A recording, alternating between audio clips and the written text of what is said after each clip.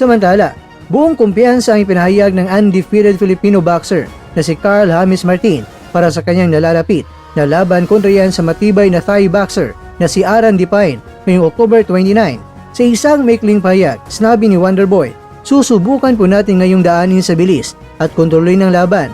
See you guys on October 29. At ayon kay Martin, masusing pinaghandaan ng kanyang team ang laban at nakatutok sila sa pagpapabilis ng kanyang footwork, timing at ring generalship upang makamit ng isang malinaw at dominanteng panalo laban sa veteranong boksinggerong Thai. Kilalang agresibo si Martin sa kanyang mga nakarang laban, ngunit ngayong pagkakataon ay nais na ipakita ang mas maingat at taktikal na estilo upang mapanatili ang kanyang malinis na record.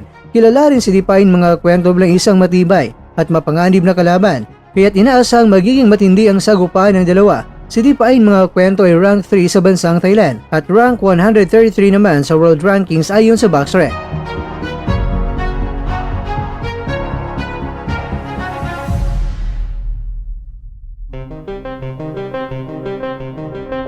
Mga kakwento, inaabangan ng mga boxing fans ang makasaysayang gabi ng Thrilla in Manila para sa Ifugao Pride na patuloy na nagbibigay inspirasyon sa mga kabataang boksingero. Tiniyak ni Martin na handa siyang maghatid ng isang kapanapanabik na laban at ipakita na hindi lamang lakas kundi pati bilis at disiplina ang kanyang magiging sandata.